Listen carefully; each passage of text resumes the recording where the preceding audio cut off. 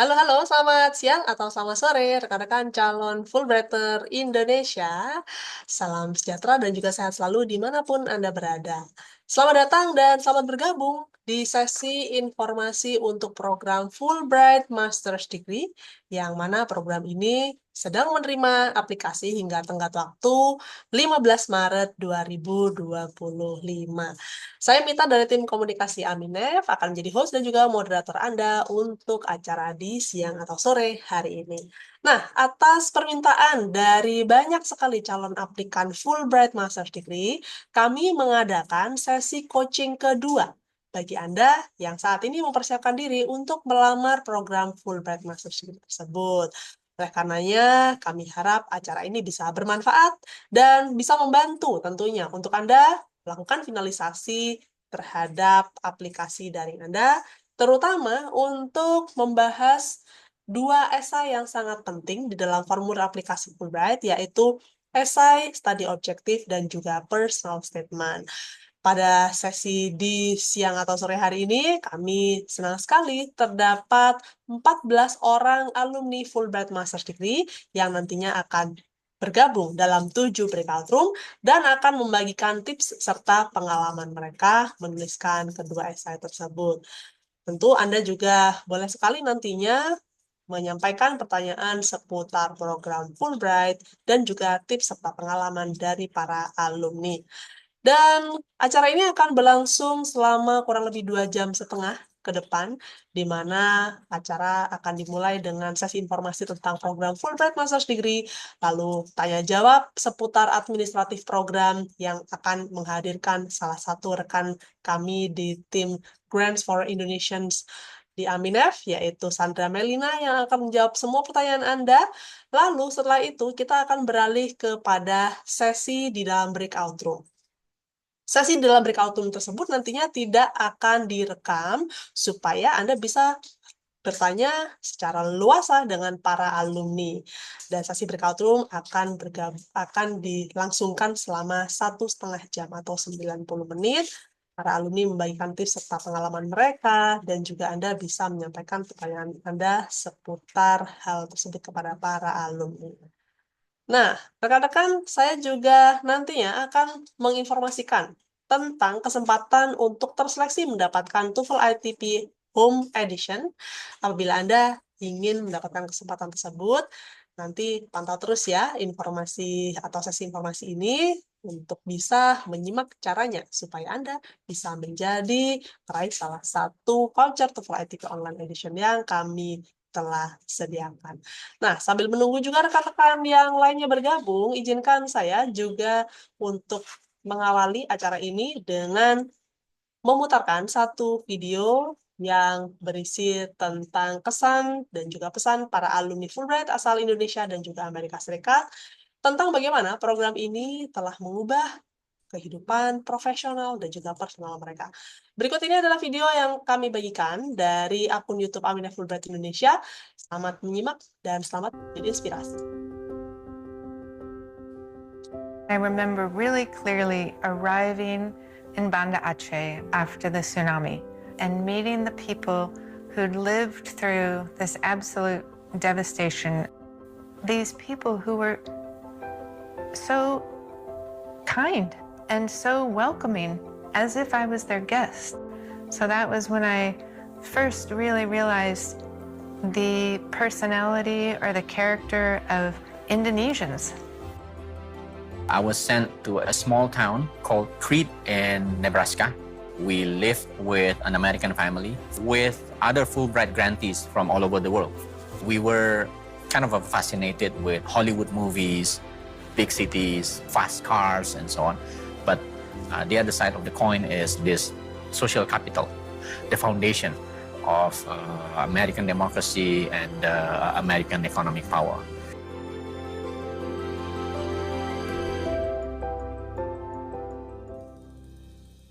Studying in the US has been my dream, and I thought it was going to be difficult for me to get it. Also, the fact that I got Fulbright to study MBA was an acknowledgement that my dream can come true.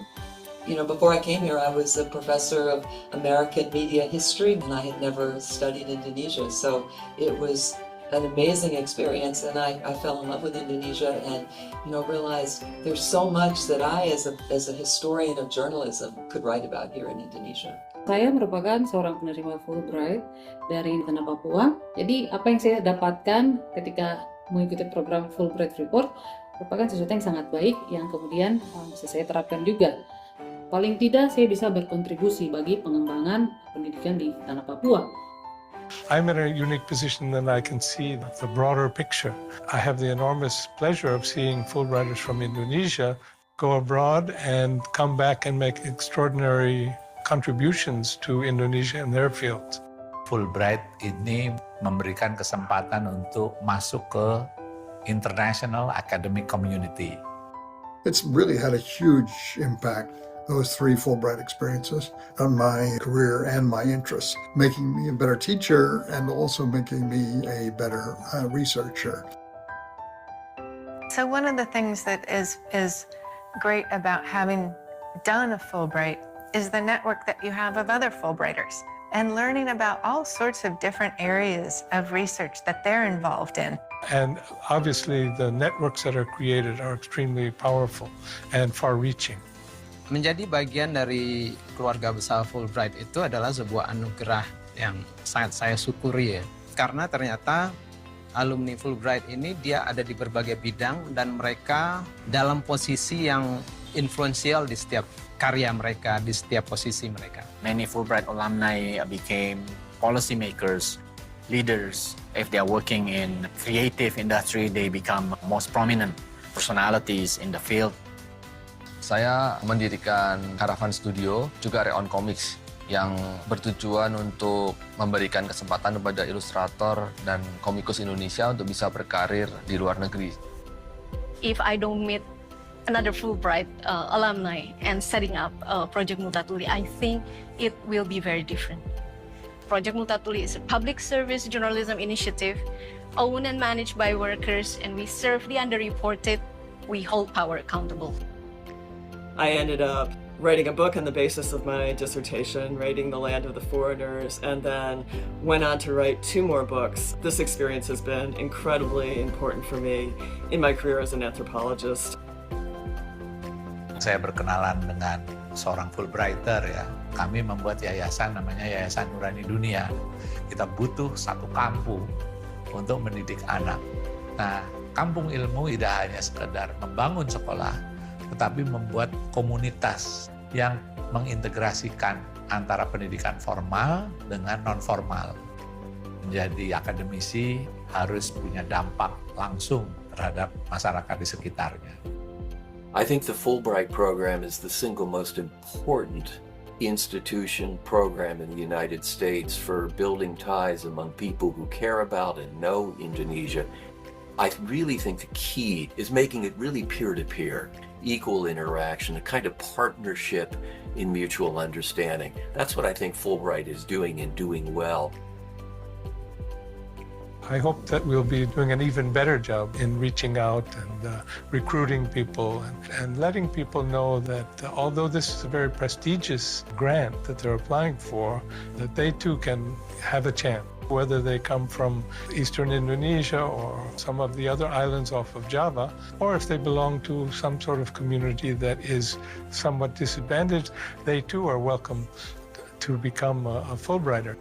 Misi Fulbright ini sudah masuk ke dalam diri saya. Saya merasa bahwa saya telah berhasil mengenalkan sudut lain dari Indonesia kepada mereka. Kami jadi keluarga.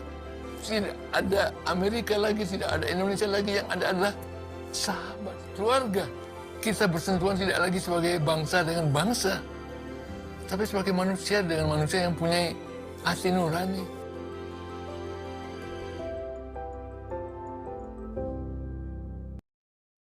Itu tadi video yang kami tampilkan dari akun YouTube Aminah Fulbright Indonesia. Semoga menginspirasi Anda semuanya untuk menjadi Fulbrighter Indonesia berikutnya.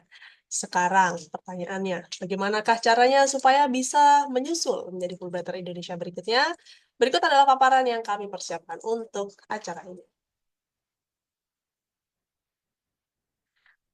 Oke, baik. Salah satu alumni Fulbright menyampaikan bahwa beasiswa ini memperluas wawasan tentang dunia secara keseluruhan dan khususnya bidang studi saya. Saya juga banyak berkembang secara personal menjadi lebih sadar akan isu-isu sosial dan adaptif terhadap lingkungan yang terus berubah. Ini adalah salah satu kutipan dari Daniel Wijaya, peraih beasiswa Fulbright Master's Degree untuk kuliah Computer Science di New York University. Program Fulbright itu sendiri merupakan program pertukaran pendidikan internasional terkemuka dari pemerintah Amerika Serikat yang sudah ditawarkan sejak tahun 1946, di mana program ini memiliki tujuan untuk meningkatkan saling pengertian dan mendukung hubungan antara warga Amerika Serikat dan warga negara-negara lainnya. Program ini memberikan kesempatan kepada mahasiswa, dosen, seniman, guru, serta kaum profesional lainnya yang berprestasi dan berasal dari berbagai latar belakang. Kalau di Indonesia sendiri, program ini sudah ditawarkan sejak tahun 1952 dan total ada kurang lebih 4.600 orang alumni Indonesia yang berangkat ke Amerika Serikat dan orang Amerika yang datang ke Indonesia. Mereka menjalankan kegiatan seperti studi, penelitian, mengajar, pengayaan profesionalisme, dan lain sebagainya di berbagai disiplin ilmu, dan tentunya mengusung visi dan misi meningkatkan hubungan antara Indonesia dan juga Amerika. Penerima beasiswa Fulbright yang pertama-tama diantaranya ada Rustandi Katakusuma, Haji Agus Salim, dan juga Bapak Hasan Syadili. Mengapa rekan-rekan harus melamar beasiswa Fulbright? Berikut ini adalah keunikannya.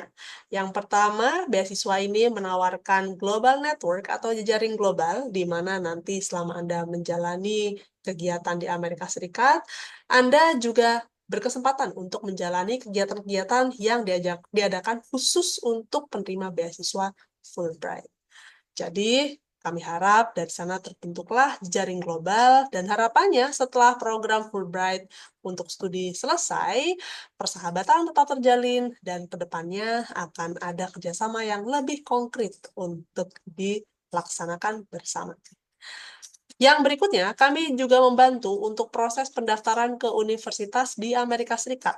Itu artinya, untuk melamar beasiswa Fulbright, tidak perlu memiliki letter of acceptance terlebih dahulu. Silakan melamar beasiswanya terlebih dahulu, lalu nanti proses pendaftarannya kami akan asistensi setelahnya. Kami juga memberikan bantuan akademis dan juga non-akademis selama studi Anda di Amerika Serikat, dan ada juga kesempatan untuk menjalani pre-academic training apabila hal tersebut diperlukan sebelum Anda menjalani studi S2 Anda. Apabila studi S2 selesai, lalu ingin menjalankan post-academic training atau internship, maka hal tersebut diperbolehkan. Kami berikan kesempatan maksimal adalah 1 tahun. Harapannya dengan pengalaman ini, Anda bisa memperkaya wawasan dan juga mengaplikasikan apa yang telah didapatkan di ruangan kelas, lalu pengalamannya yang secara komprehensif tersebut bisa dibawa pulang ke Indonesia dan setelah itu dibagikan kepada rekan yang berada di Indonesia. Kami juga membantu untuk melamar visa untuk Anda berangkat ke Amerika Serikat.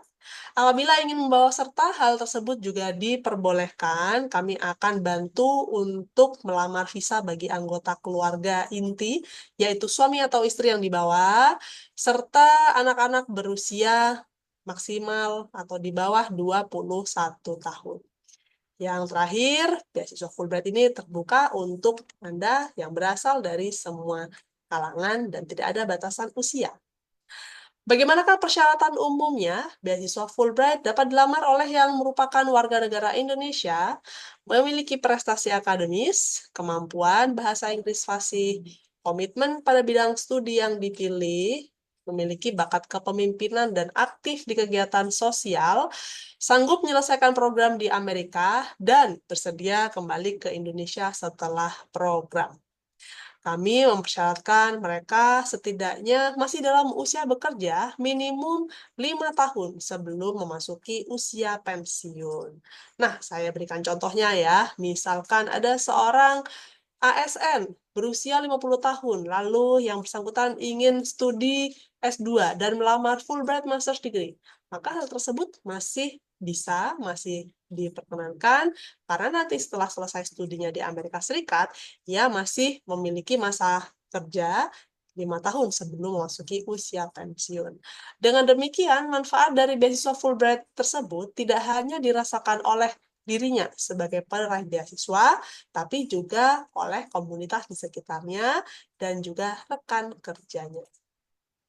Bagaimanakah dengan fasilitas program selama mengikuti proses? Ada 2 kategori, yaitu selama mengikuti proses di Indonesia, Anda akan diberikan tiket pesawat pulang pergi, akomodasi, dan juga uang saku untuk berbagai keperluan. Misalkan Anda berdomisili di kota Ambon, lalu setelah itu Anda diundang untuk datang ke seleksi wawancara dan seleksi tersebut akan berlangsung di Jakarta misalnya. Maka kami akan memberikan tiket pesawat pulang pergi dari Ambon ke Jakarta hingga kembali lagi ke Ambon, sekaligus juga memberikan akomodasi atau tunjangan akomodasi dan juga uang saku sehingga Anda bisa menghadiri seleksi wawancara sesuai dengan jadwal yang telah ditetapkan. Lalu saat mengikuti program ini di Amerika Serikat, kami akan memberikan biaya program, uang saku bulanan, serta uang penunjang kegiatan lainnya, seperti contohnya uang untuk tunjangan membeli buku, membeli laptop, atau juga tunjangan pada saat awal kedatangan di Amerika Serikat.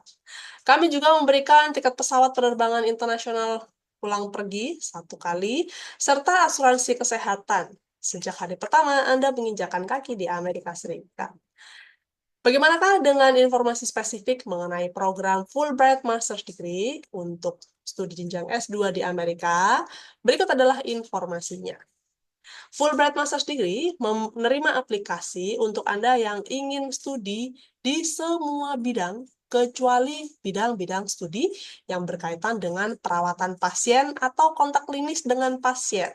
Nah, dari Anda yang saat ini sudah 150 sekian orang bergabung di Zoom meeting, apabila Anda mendapatkan kesempatan untuk studi S2 di Amerika Serikat, Anda ingin studi di jurusan apa dan di kampus mana? Silakan disampaikan di kolom komentar supaya kita bisa sama-sama saling memotivasi ya. Oke. Silakan untuk Anda apabila ingin membagikan informasinya, sehingga kita bisa sama-sama saling menyemangati, ya. Food Science, baik, terima kasih. AI and Innovation di CMU, Central Michigan University, ya. Apakah farmasi bisa? Jawabannya adalah bisa, sepanjang itu bukan yang sifatnya klinis. Ada juga yang menjawab Master of Fine Arts in Ceramics, Microbiology, Education, Legal Study, MBA, User Experience Design with Emerging Technology and AI di University of New Haven. Wah, luar biasa, sudah spesifik sekali ya. Ada juga di bidang Fisheries Management and Conservation, University of Miami, International Relations, Anthropology di Colorado State University, Construction Management, Accounting and Financial Management, Electrical Engineering di UC Berkeley, Nursing atau juga keperawatan. Untuk nursing, apabila Anda memilih jurusan atau subjurusan yang sifatnya bukan klinis, misalnya seperti manajemen rumah sakit atau jurusan atau subjurusan lainnya, maka dipersilakan ya, boleh untuk melamar program Fulbright Master's Degree. Terima kasih banyak rekan-rekan sekalian yang sudah membagikan informasi mengenai rencana studi atau studi yang diinginkan. Oke, terima kasih dan senang sekali melihat banyak sekali berbagai macam bidang studi, baik di bidang yang sifatnya sains dan teknologi atau engineering dan mathematics, dan juga ilmu-ilmu sosial. Nah, saya akan selesaikan dulu ya untuk paparannya. Untuk Fulbright Master's Degree yang bisa melamar adalah harus memiliki gelar S1 atau D4 atau setidaknya sudah punya surat keterangan lulus sementara. Lalu, memiliki kemampuan bahasa Inggris yang tersertifikasi dengan TOEFL ITP minimal 550, IBT 80, IELTS 6,5, Duolingo 125. Anda juga harus memiliki IPK minimum 3,0 pada skala 4. Untuk pembiayaannya adalah 2 tahun untuk Fulbright Master's Degree, namun perlu juga dilihat apabila pada jurusan yang Anda inginkan kuliahnya 1 tahun atau 3 semester, maka pembiayaannya pun juga kami akan sesuaikan ya. Dan untuk tenggat waktu pendaftarannya adalah di 15 Maret 2025, jadi kurang lebih ada waktu 2 minggu dari sekarang.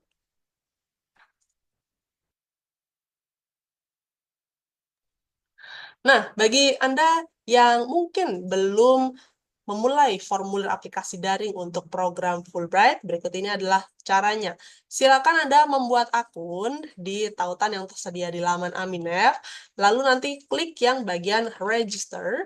Setelah itu, Anda masukkan informasi-informasi yang diperlukan, nama depan, nama belakang, tanggal lahir, email, password, dan lain sebagainya, lalu centang bagian ini dan klik register. Lalu setelah itu, silakan akses aplikasi daring dan pilih program beasiswa yang Anda lamar. Untuk Fulbright Master's Degree, nanti klik yang di sini ya, More Information. Lalu Anda akan mendapati informasi tentang program ini, dan setelah itu menuju ke bagian How to Apply, dan setelah itu klik bikin application form. Kalau sudah melakukan demikian, Anda akan menuju halaman di mana Anda perlu mengisikan isian yang dipersyaratkan sesuai dengan bagian-bagiannya seperti yang ada di sini, pengalaman profesional, CV, awards, lalu setelah itu pengalaman di luar negeri, dan informasi-informasi lainnya. Kami sangat menyarankan Anda untuk mengunjungi tautan ini. Untuk klik download guide, kami sudah menyiapkan panduan dalam bentuk file PDF kurang lebih 27 halaman dan berbahasa Indonesia untuk bisa membantu Anda mengisi semua bagian di dalam formulir aplikasi secara lengkap. Jadi kami sarankan untuk bisa meluangkan waktu untuk membaca dan mempelajari tautan tersebut. Kalau misalkan semua aplikasi sudah lengkap, lampirannya sudah juga dimasukkan, tuliskan nomor lengkap Anda, lalu setelah itu tanggal Anda menyelesaikan aplikasi, lalu klik submit. Dengan demikian, Anda sudah resmi melamar beasiswa Fulbright ya. Ada sedikit catatan, kalau ada pertanyaan teknis seputar formulir aplikasi daring, nanti sampaikan kepada kami di helpdesk@aminef.or.id. Pada prinsipnya, formulir aplikasi daring itu bisa dikunjungi berulang kali dan bisa dilengkapi secara berkala. Silakan klik tombol submit kalau nanti Anda merasa bahwa sudah lengkap. Kalau sudah klik tombol submit, berarti aplikasi daring sudah tidak bisa diedit. Dan kami sangat menyarankan untuk tidak menunggu tenggat waktu pendaftaran 15 Maret untuk bisa melaksanakan submit aplikasi daring tersebut, karena untuk menghindari adanya kendala pada saat mengakses form. Tips mendaftar dari kami, pastikan dokumen lengkap sesuai dengan persyaratan dan juga bagian-bagian yang telah ditampilkan di dalam formulir aplikasi daring. Jadi, silakan pastikan semua dokumen sudah lengkap dan sesuai. Ada catatan penting tentang esai. Esai yang akan diunggah nantinya haruslah merupakan hasil karya mandiri. Plagiarisme itu akan mengakibatkan diskualifikasi dari proses pendaftaran atau seleksi beasiswa. Untuk informasi terkini, nanti silakan masuk ke laman Aminef, www.aminef.or.id. Silakan luangkan waktu juga untuk membaca informasi yang ada di Frequently Asked Question. Nanti saya akan buka laman Aminef untuk referensi Anda. Ya. Kami juga hadir di media sosial. Kami ada di Facebook page, ada di X, ada di Instagram, dan juga YouTube Aminef Fulbright Indonesia yang memuat berbagai rekaman acara daring yang telah kami lakukan sebelum-sebelumnya. Kami sangat menyarankan Anda untuk meluangkan waktu untuk bisa mendapatkan pengalaman ataupun tips dari berbagai sudut pandang yang berbeda, karena sesi informasi daring yang kami laksanakan itu mengundang para alumni yang berbeda-beda. Kalau ada pertanyaan, boleh silakan dicatat kontak yang dapat Anda akses. Ada pesan WhatsApp dan juga ada alamat email. Untuk pesan WhatsApp itu ada nomor 0811 9059 085. Saya ulang lagi, 0811 9059 085. Adapun untuk alamat email ada di communications@aminef.or.id. Kami akan respon Anda pada hari dan jam kerja. Oleh karena itu, silakan sampaikan pertanyaan Anda dan Anda nantinya akan berhubung dengan salah satu staf Aminef. Aminef sendiri adalah pengelola beasiswa Fulbright dan juga beasiswa lainnya di Indonesia yang dibentuk pada tahun 1992 dan merupakan yayasan nirlaba demi bangsa hasil kerjasama pemerintah Amerika dan juga Indonesia. Selain Fulbright Master's Degree, kami juga mengelola 8 beasiswa Fulbright lainnya, termasuk 2 inisiatif yang ditawarkan sejak tahun 2024. Untuk informasi lengkapnya nanti bisa ditemukan di laman Aminef. Selain beasiswa Fulbright, ada juga fellowship lainnya seperti Community College Initiative dan Global Undergraduate Exchange yang kami juga tawarkan kepada warga negara Indonesia. Demikian informasi dari kami. Terima kasih banyak untuk perhatiannya. Kami harap ini bisa mengantarkan Anda menjadi Fulbrighter Indonesia berikutnya. Nah, rekan-rekan sekalian, untuk selanjutnya kita akan memasuki sesi tanya-jawab. Silakan Anda gunakan fitur raise hand untuk bisa kami persilakan menyampaikan pertanyaan seperti ini ya. Dan untuk sesi tanya-jawab ini, saya juga akan dibantu oleh rekan saya dari tim Grants for Indonesians, yaitu Sandra Melina. Halo, selamat siang, Sandra. Halo, selamat siang, Mbak Mita. Baik, kita sudah ada 3 orang yang melakukan fitur raise hand, ada 4 orang ya. Mohon bantuannya rekan-rekan untuk sampaikan satu pertanyaan secara singkat untuk bisa dijawab sehingga bisa memberikan kesempatan kepada para penanya lainnya. Ya, oke. Langsung saja saya ingin persilakan kepada Angga Eka Prasetya. Oke, halo. Terima kasih banyak Kak Mita. Jadi di sini nama saya Angga Eka Prasetya dan saya ingin bertanya terkait dengan esai akademik. Jadi saya memiliki satu esai akademik, tapi sayang sekali penulisnya itu bukan hanya saya, tapi ada juga dosen saya waktu di kampus. Ya. Jadi yang ingin saya tanyakan nanti untuk penulisan bibliografi, apakah saya perlu menuliskan nama saya sendiri atau juga nama dosen saya? Terima Baik, kasih seperti itu. terima kasih untuk pertanyaannya. Silakan Sandra untuk dijawab. Ini pertanyaannya berkaitan dengan writing sample ya. Oke, terkait pertanyaannya dengan Pak Angga ya, dengan bibliografi tadi yang seperti yang disampaikan ya Mbak Mita. Jadi kalau bibliografi sendiri ini kan merupakan hasil karya tulis baik berupa artikel, kemudian jurnal, buku, atau tesis baik yang sudah diterbitkan maupun yang belum diterbitkan ya. Jadi seperti yang disampaikan Mbak Mita tadi bahwa untuk penyampaian bibliografi tersebut itu harus merupakan single author ya. Jadi artinya tidak ditulis secara bersama-sama. Jadi mungkin Anda kalau misalkan dulu biasanya Anda bisa juga melampirkan skripsi atau tesis Anda, itu bisa juga dimasukkan ke dalam bibliografi Anda. Jadi pastikan artikel atau penulisannya itu berupa single author. Baik, terima kasih banyak untuk tanggapannya. Semoga bisa menjawab pertanyaan yang disampaikan oleh Angga ya. Berikutnya kami ingin mempersilakan atas nama Ratri Puspita. Selamat sore Kak Mita dan Selamat sore. Kak Sandra Melina. Melanjutkan pertanyaan barusan mengenai writing sample, itu kalau misalkan antologi, saya menulisnya single author saya sendiri, cuma itu dikumpulkan dalam satu buku gitu. Itu bagaimana? Apakah bisa saya masukkan ke dalam writing sample.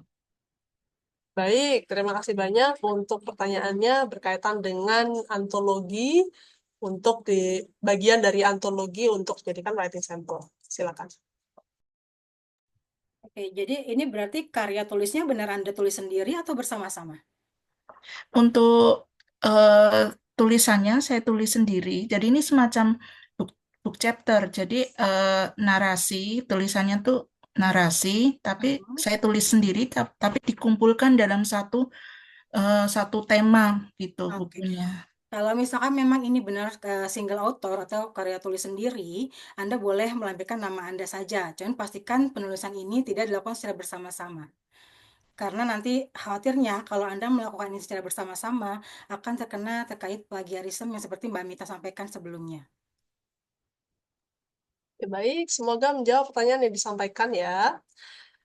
Untuk berikutnya kami ingin mempersilakan atas nama Aldi Muardi. Silakan Aldi. Halo, apakah saya terdengar dengan jelas? Dengan jelas. Baik Kak, ini terkait persyaratan sih Kak. Jadi kan Ya, saat ini silakan. skor TOEFL ITP terakhir saya itu 500. Nah, menurut Kakak itu kira-kira perlu tes ulang atau tidak untuk mendapatkan skor 550?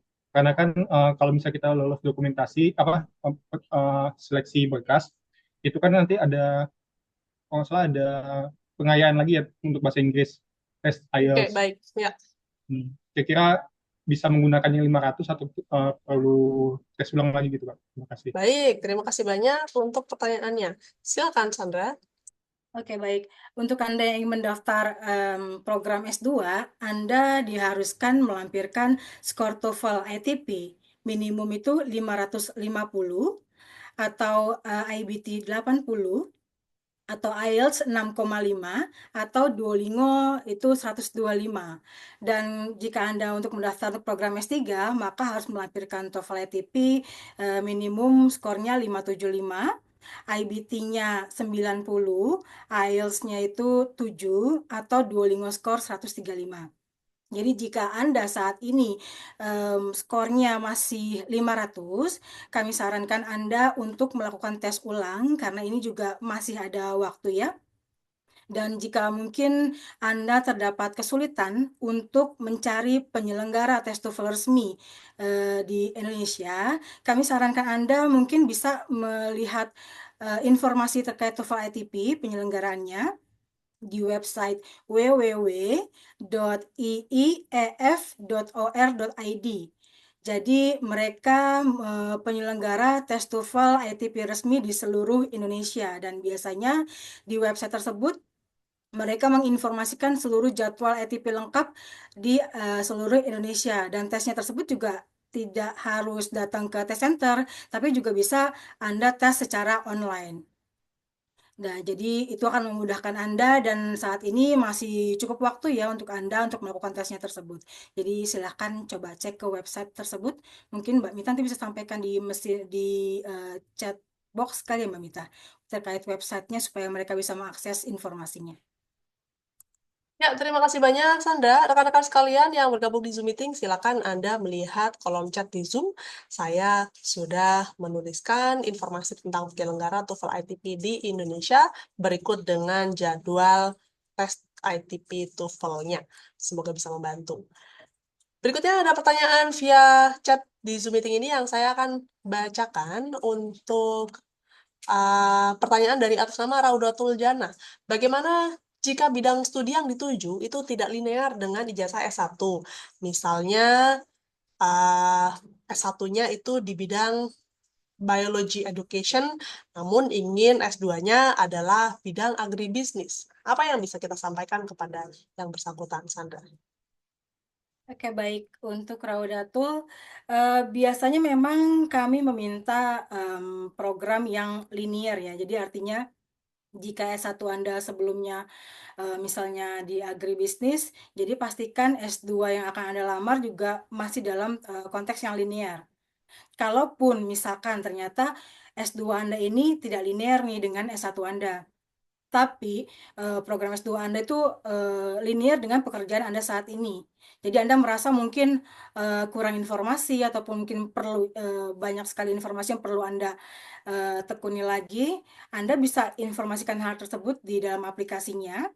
Silahkan jelaskan secara rinci di studi objektifnya, sehingga para tim panelis seleksi kami bisa mengetahui alasannya kenapa kira-kira Anda mendaftar program yang tidak linear. Seperti itu ya. Mungkin bisa dimengerti oleh Raudatul. Apakah cukup jelas? Terima kasih banyak untuk Sandra. Semoga bisa menjelaskan dan menjawab pertanyaan yang disampaikan oleh Raudatul Jannah ya. Nah, ini ada pertanyaan juga yang mungkin dipunyai oleh banyak calon aplikan. Bagaimana jika belum memiliki banyak prestasi dan riset sebelumnya? Apakah menjadi pertimbangan dalam kelulusan? Apa yang bisa kita sampaikan, Sandra? Oke, jika Anda belum memiliki prestasi, mungkin kalau Anda mungkin sebelumnya pernah mengikuti kegiatan mungkin ekstrakurikuler atau mungkin pernah punya pengalaman di bidang kepemimpinan, apakah mungkin Anda aktif di organisasi, itu mungkin Anda bisa sampaikan informasi tersebut supaya para tim panelis bisa melihat atau menilai Anda memiliki bakat kepemimpinan di dalam diri Anda. Jadi mungkin bisa informasikan secara detail saja. Baik, terima kasih banyak untuk tanggapannya. Saya ingin mempersilakan untuk penanya berikutnya yang sudah raise hand kepada atas nama Agus Suprapto. Silakan, Agus. Oke, terima kasih Kak. Pertanyaan saya adalah apabila kita sudah S2 dan kita daftarnya program master lagi itu boleh atau tidak? Dan yang kedua, terakhir lagi, apa namanya, untuk kampus pilihan itu boleh kita daftar di Ivy League atau tidak? Terima kasih. Baik, terima kasih banyak untuk pertanyaannya. Untuk pertanyaan pertama, apabila sudah punya S2, maka tidak bisa melamar S2 melalui Beasiswa Fulbright. Ini merupakan kebijakan yang telah ditetapkan. Bagaimanakah dengan pilihan kampusnya, Sandra? Silakan. Oke, untuk pilihan kampusnya sendiri, Anda bisa melamar ke semua kampus yang ada di Amerika Serikat. Jadi selama kampusnya tersebut ada di Amerika Serikat, silakan Anda pilih. Namun pastikan ada terkait funding untuk program S2 dan S3, karena kan biasanya untuk kampus Ivy League itu biasanya lebih mahal ya. Jadi pastikan kalau misalkan nanti di kemudian hari Anda diterima, ternyata biayanya itu melebihi dari funding yang ada, maka Anda harus dapat menyiapkan dana tambahan untuk dapat mengcover semua biaya tersebut. Terima kasih banyak untuk tanggapannya. Semoga bisa menjawab pertanyaan yang disampaikan ya. Berikutnya kami ingin mempersilakan untuk penanya atas nama Ilma Nur Fajriani.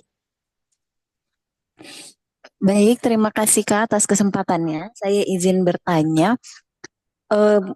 Jadi S1 saya itu pendidikan biologi dan rencananya saya mau mengambil S2 konservasi. Sehingga saya punya academic sample writing jurnal tapi berkaitan dengan pendidikan biologi. Tidak linear ya dengan jurusan yang saya ambil. Apakah itu bisa dijadikan sebagai sampel academic writing atau tidak?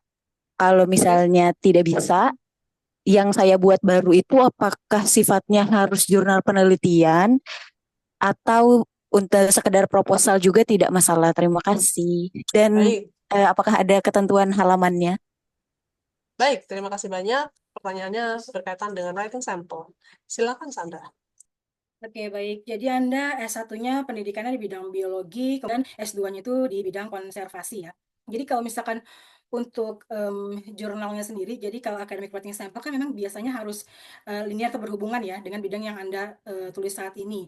Namun jika memang ternyata Anda tidak memiliki esai ataupun mungkin jurnal yang tidak berhubungan dengan program yang Anda lamar sekarang, Anda bisa membuat academic writing sample yang baru yang tentunya berhubungan dengan program yang akan Anda ambil, dan pastikan itu penulisan academic writing sample maksimumnya adalah sebanyak 10 halaman.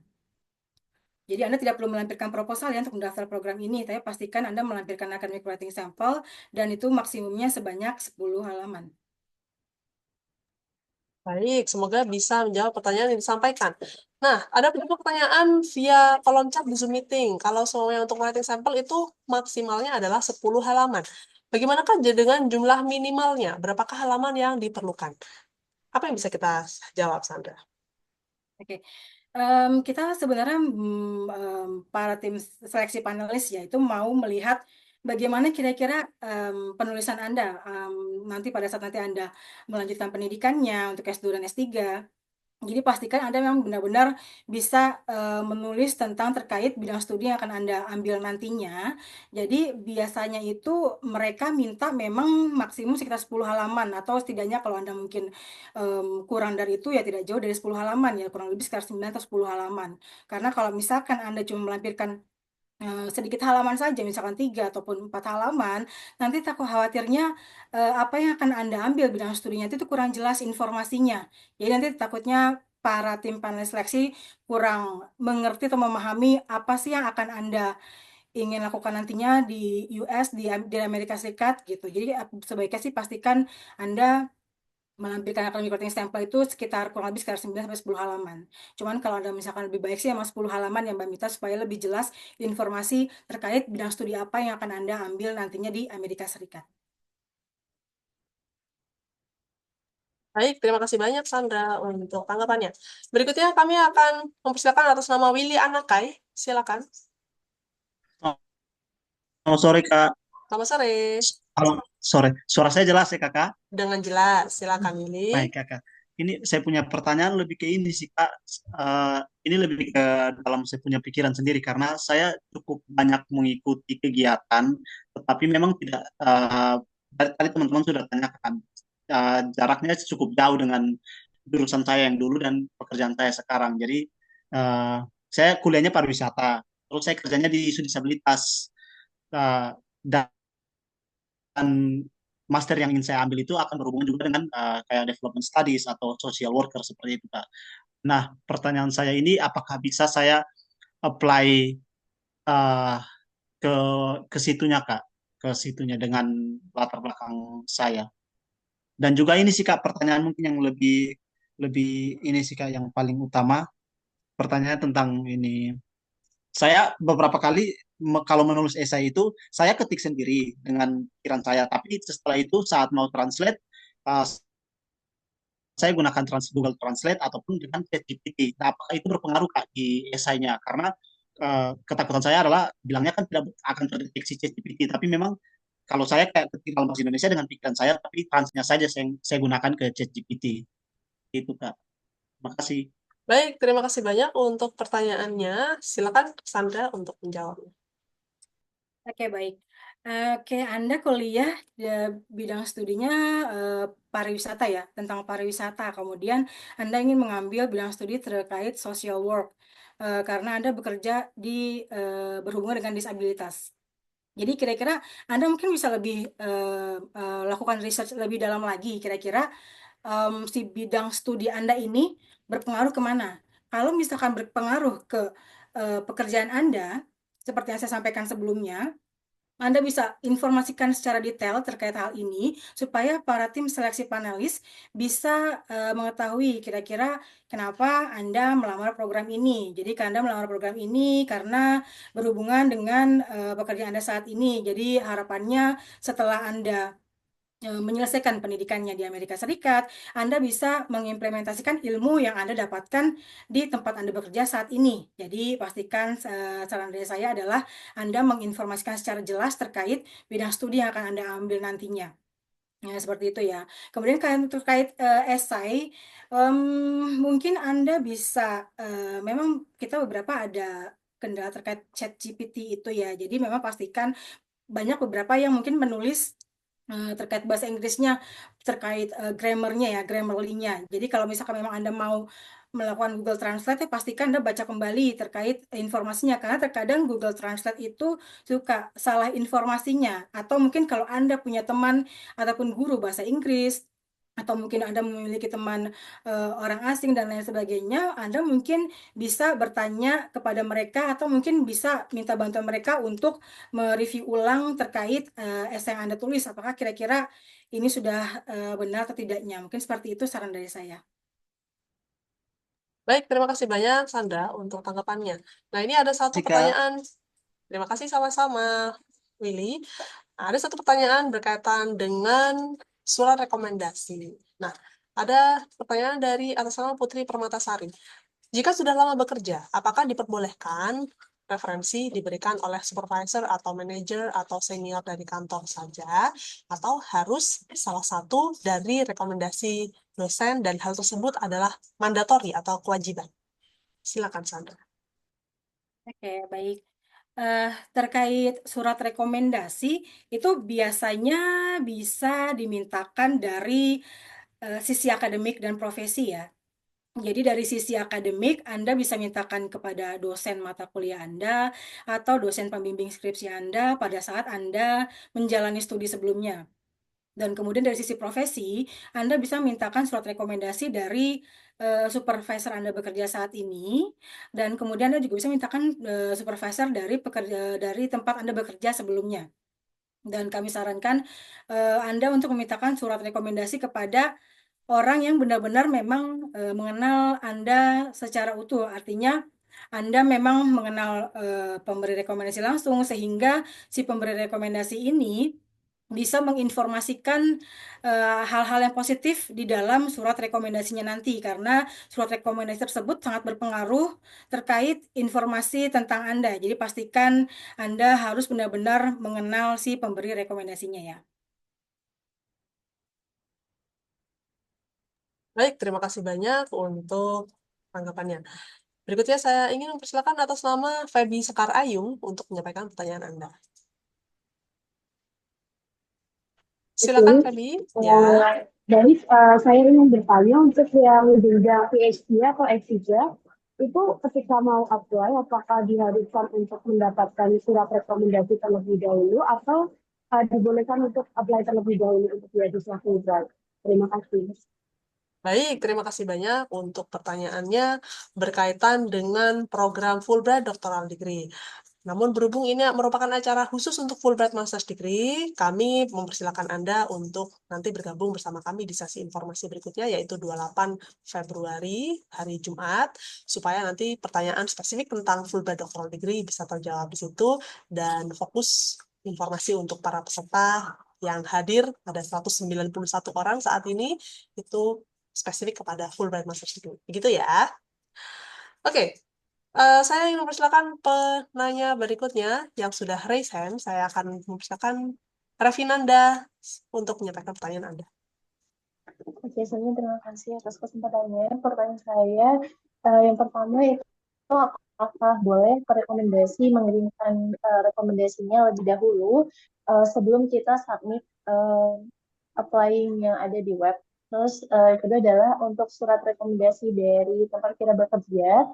Kalau misalkan saya status saat ini itu adalah asisten dosen, apakah ketika saya mencantumkan pengalaman kerjanya adalah asdos, apakah boleh saya meminta surat rekomendasinya ke dosen yang saya bantu di kampus sebagai surat rekomendasi dari profesional. Oke, baik. Terima kasih banyak untuk pertanyaannya. Silakan, Sandra. Oke, baik. Untuk pertanyaan pertama, terkait surat rekomendasi, jadi Anda bisa, pemberi rekomendasi bisa mengirimkan surat rekomendasi, ada dua pilihan ya, melalui email, ataupun bisa juga mengirimkan langsung ke kantor Aminef. Ya, kemudian jika pemberi rekomendasinya itu ingin mengirimkan terlebih dahulu, jadi artinya surat rekomendasi itu sampai terlebih dahulu dibandingkan aplikasi Anda, itu diperbolehkan. Nanti kalau misalkan tim panelis memeriksa aplikasi Anda, itu kami akan pastikan bahwa aplikasi Anda sudah tersubmit, dan kami juga akan membantu untuk menggabungkan surat rekomendasi yang kami terima dari para pemberi rekomendasinya. Namun pastikan Anda bisa berkoordinasi ya dengan pemberi rekomendasinya supaya pemberi rekomendasi bisa mengirimkan surat rekomendasinya sebelum batas waktu yang telah ditentukan. Itu untuk pertanyaan pertama. Kemudian untuk pertanyaan yang kedua adalah Anda sekarang saat ini bekerja sebagai asisten dosen. Jadi kalau misalkan Anda di atas Anda langsung atau supervisor berarti kan dosen Anda ya. Kalau misalkan memang seperti itu, Anda bisa mintakan kepada atasan Anda langsung atau dosen Anda langsung untuk memberikan surat rekomendasi. Atau kalau misalkan memang ada yang lebih tinggi daripada atasan Anda saat ini, mungkin bisa di bidang ke akademik, Anda bisa mintakan surat rekomendasi kepada mereka. Tapi kalau misalkan memang Anda merasa bahwa Anda lebih banyak berhubungan langsung dengan atasan Anda ataupun dosen Anda saat ini, silahkan diinformasikan terkait hal tersebut. Terima kasih banyak Sandra untuk tanggapannya. Saya akan persilakan 1 atau 2 orang penanya terakhir sebelum nanti kita perlu berpindah kepada sesi berikutnya, yaitu sesi breakout room bersama dengan alumni. Oleh karena itu, saya ingin mempersilakan kepada atas nama Ibtisam Salsabila untuk menyampaikan pertanyaan Anda, lalu setelah itu kepada Aish Inayatillah. Baik, terima Silakan. kasih atas kesempatannya, Kak. Izin bertanya, bagi para fresh graduate yang belum mempunyai pengalaman, apakah masih berpotensi lulus di beasiswa Fulbright ini? Ataukah apabila mempunyai pengalaman, lebih memperbesar chance untuk diterima di beasiswa master ini? Terima kasih. Baik, terima kasih banyak untuk pertanyaannya. Silakan Sandra. Oke, baik. Untuk mendaftar program ini kita diharapkan memiliki pengalaman bekerja selama kurang lebih 1 tahun ya. Jadi karena harapan kami adalah apabila Anda terpilih menjadi kandidat atau menjadi Fulbrighter berikutnya, itu nanti biasanya setelah Anda melanjutkan studinya, harapan kami adalah ilmu yang Anda dapatkan dapat diimplementasikan ke instansi Anda saat ini. Jadi pastikan mungkin Anda memang saat ini masih aktif bekerja dan memiliki pengalaman bekerja setidaknya 1 tahun. Baik, terima kasih untuk tanggapannya Sandra. Penanya terakhir kepada Aish Inayatillah, silakan. Halo, selamat siang. Makasih kesempatannya. Jadi mau tanya Kak, jadi saat ini saya sebagai dokter hewan praktisi di luar negeri. Sedangkan yang saya baca dari sini salah satu dari list ineligible-nya yaitu individual yang sedang studi atau bertinggal atau kerja di luar negeri di luar Indonesia. Jadi apakah status saya sebagai kerja di luar negeri ini termasuk dari list yang ineligible. Kemudian yang pertanyaan kedua, karena saya profesi dokter hewan, jadi saya ada dua sertifikat. Yang pertama sertifikat bachelornya, sertifikat S1, yang kedua sertifikat profesi. Yang perlu saya masukkan apakah dua-duanya atau salah satu dengan urutan yang mana dulu? Begitu aja. Makasih. Terima kasih banyak untuk pertanyaannya. Silakan Sandra. Oke, baik. Untuk bidang kedokteran ya. Oke, Ya, jadi memang kalau Anda saat ini sedang ada di luar Indonesia berarti ya? Ya, bekerja di luar Indonesia sejak lulus gitu. Oke, betul. Bagi Anda yang saat ini bekerja di luar Indonesia, mohon maaf tidak bisa mengikuti mendaftar program beasiswa ini karena memang selama prosesnya dari mulai Anda mendaftar sampai mengikuti prosesnya sampai akhir itu Anda harus berada di Indonesia. Selama Anda berada di luar Indonesia, maka mohon maaf Anda tidak bisa mendaftar untuk program ini karena Anda harus tetap berada di Indonesia dari mulai melamar sampai Anda mendapatkan program beasiswanya. Itu yang pertama. Kemudian untuk yang kedua adalah untuk sertifikatnya. Anda memiliki 2 sertifikat. Yang pertama adalah sertifikat S1 Anda, kemudian sertifikat profesi Anda. Nah, kemudian berarti Anda harus melampirkan dua-duanya. Jadi lampirkan yang ijazah S1-nya, transkrip S1-nya, kemudian berikutnya juga terkait informasi yang profesi. Anda juga harus lampirkan dua-duanya. Karena memang seperti yang kita ketahui kalau kedokteran memang ada ijazah terkait profesi ya. Jadi tetap harus dua-duanya Anda submit. Baik, terima kasih banyak Sandra untuk tanggapannya. Semoga bisa menjawab pertanyaan dari Aisyah. Boleh ada tanggapan lagi nggak, Kak? Ya, silakan. Ya. Untuk yang tadi yang pertanyaan pertama, so then kalau saya willing to within this month saya kembali ke Indonesia untuk melanjutkan karir di Indonesia, apakah itu dalam hitungan cuma sementara berapa hari atau beberapa minggu sebelum penutupan pendaftaran, apakah saya termasuk dari list eligible then? Karena kan nanti kan Anda pada saat Anda melamar kan ada pertanyaan terkait tempat Anda bekerja saat ini. Tempat Anda bekerja saat ini kalau Anda masih berstatusnya di luar Indonesia, berarti kategorinya Anda berarti lagi sedang di luar Indonesia. Kecuali kalau misalkan Anda saat ini sudah masa transisi, misalkan bekerja di tempat yang baru di Indonesia, itu mungkin masih bisa dipertimbangkan. Cuma kalau misalkan saat ini Anda masih bekerja di luar negeri, nanti kan di aplikasi Anda tercantumnya Anda bekerja di luar negeri. Jadi itu kategorinya Anda memang sedang berada di luar Indonesia, jadi masih belum bisa mendaftar untuk program ini. Oke, makasih Kak Sandra. Nah, Terima kasih banyak untuk pertanyaan dan juga jawaban yang sudah diberikan oleh Sandra.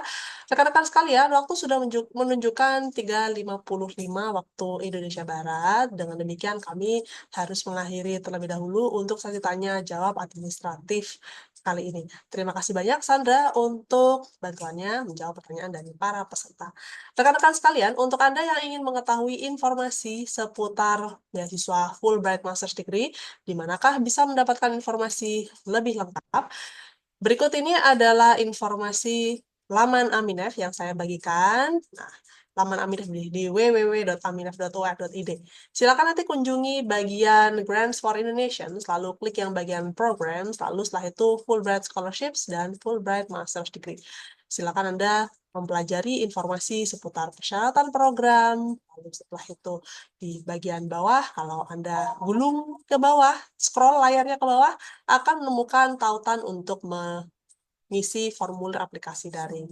Di dalam formulir aplikasi daring terdapat file panduan dalam format PDF, sudah ditulis dalam bahasa Indonesia 27 halaman, itu nanti bisa membantu Anda dalam menyelesaikan formulir aplikasi, termasuk juga beberapa pertanyaan yang sudah dijawab, informasinya sudah juga ada di dalam panduan tersebut. Kalau Anda ingin mengetahui pertanyaan-pertanyaan lainnya yang sering diterima oleh tim Aminef, silakan kunjungi bagian Frequently Asked Question, di mana kami telah merangkum berbagai pertanyaan yang telah kami dapatkan dari sesi informasi sebelumnya, ataupun sesi informasi luring yang kami ikuti pada kesempatan-kesempatan lainnya. Silakan luangkan waktu untuk membaca ini ya. Lalu setelah itu, kalau ingin mengetahui alumni directory, siapa sajakah yang mendapatkan beasiswa Fulbright, di sini ada klik yang bendera Indonesia, lalu nanti akan ada total 3.300 orang nama-nama yang bisa Anda lihat, dan bisa juga disortir, dilihat berdasarkan spesifik kata kunci. Misalkan Anda ingin menuliskan business management, atau education, atau antropologi, apabila ada alumni kami yang informasinya mengandung kata kunci tersebut, maka nanti informasinya akan keluar di sini.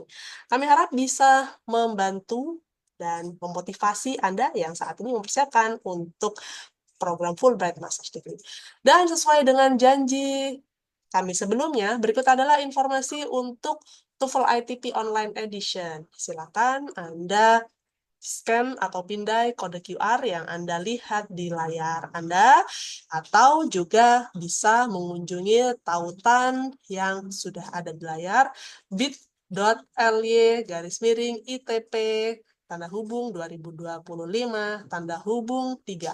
Ini adalah kesempatan seleksi voucher TOEFL ITP Online Edition periode Februari hingga pertengahan Maret 2025. Informasinya nanti bisa didapatkan di dalam form pendaftaran. Silakan dibaca baik-baik dengan teliti informasi yang sudah kami sediakan dalam 2 bahasa tersebut.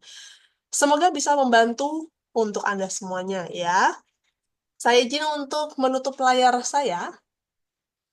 Rekan-rekan sekalian, terima kasih banyak sudah menghadiri sesi yang pertama untuk sesi informasi program Fulbright Master's Degree. Seperti yang kami sampaikan bahwa kami akan beralih kepada sesi berikutnya, yaitu sesi coaching bersama alumni, di mana untuk sesi coaching ini terdapat nantinya 14 orang alumni yang tergabung ke dalam 7 breakout room, dan sesi ini tidak akan kami rekam untuk Anda bisa lebih leluasa berinteraksi dengan para alumni. Oleh karena itu, kami mohon izin untuk mengakhiri siaran Facebook page live streaming kami dan juga Zoom recording kami hingga saat ini bagi Anda yang mungkin menyimak acara ini melalui Facebook page. Kalau masih ingin bergabung bersama kami di Zoom meeting, boleh sekali nanti masuk ke mengunjungi Instagram Story dan juga Facebook Story akun Aminef untuk bisa mengetahui Zoom meeting link sehingga nanti Anda bisa bergabung bersama kami di Zoom meeting ini dan bergabung dengan para alumni di breakout room. Demikian untuk Anda semuanya, dan untuk acara lainnya silakan Anda simak laman dan juga kanal media sosial Aminef ya untuk informasi berikutnya. Oleh karena itu, saya ingin mengakhiri untuk sesi live Zoom meetingnya dan juga Facebook streamingnya. Terima kasih dan sampai jumpa di lain kesempatan.